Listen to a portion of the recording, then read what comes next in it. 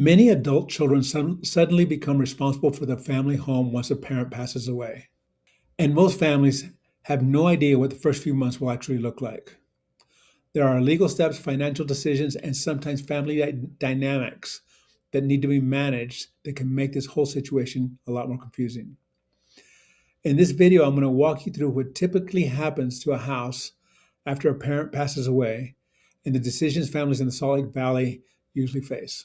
In this Salt Lake Valley Real Estate Explainer, we're going to walk through what actually happens to a house when a parent dies and the steps families should understand before deciding whether to sell, keep, or transfer the property. Here's what most families experience. When a parent passes away, the house does not automatically get sold or transferred immediately. There's usually a transition period where the estate is being sorted out. A few common scenarios determine what happens next. The home is in trust. If the property is placed in a trust, the trustee typically has the authority to manage or transfer the property relatively quickly. Or the home is not in a trust and must go through probate. If the property is not in a trust, the estate has to go through probate. The probate is a court process that confirms who the heirs are, who has authority to manage the property, and how the assets are going to be distributed. This process can take several months or longer. The other problem that might happen is that somebody is still living in the home. Sometimes a surviving spouse, a sibling, or even a tenant may still be living in the property, which affects the timeline and decisions. Once the estate has authority over the home, families usually evaluate three main options: sell the property, keep the property, or transfer the property to one of the heirs. If you decide to sell many families choose to sell because multiple heirs want to divide the value, or the home requires maintenance and no one plans to live there. Selling allows the estate to convert the asset into cash that can be distributed. Some families decide to keep the home. Common reasons include turning it into a rental, one sibling buying out the others, or preserving the property as a long-term investment.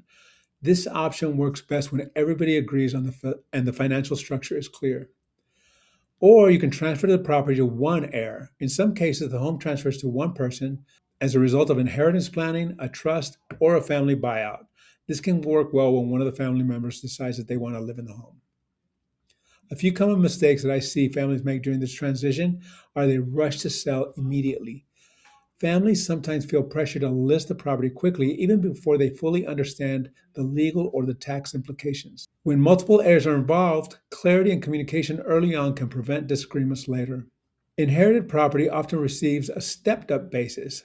It's important to understand the tax implications, meaning the value resets the market value at the time of inheritance, which can significantly reduce capital gains taxes if the home is sold. Understanding that rule can change the financial outcome for the family. In Salt Lake Valley, many homes that passed between generations were purchased decades ago. Because of that, families often are dealing with properties that have significant equity, long ownership histories, and strong emotional attachment. It's common for these homes to need updates after many years of home ownership. The combination of equity, family history, and maintenance decisions is what makes inherited property situations unique here.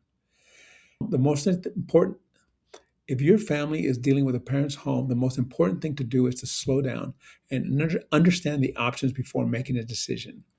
These situations are often about more than just selling a property. They involve family history, financial planning, and long-term decisions. If you want help thinking through the real estate side of this process in the Salt Lake Valley, I'm always happy to have a conversation.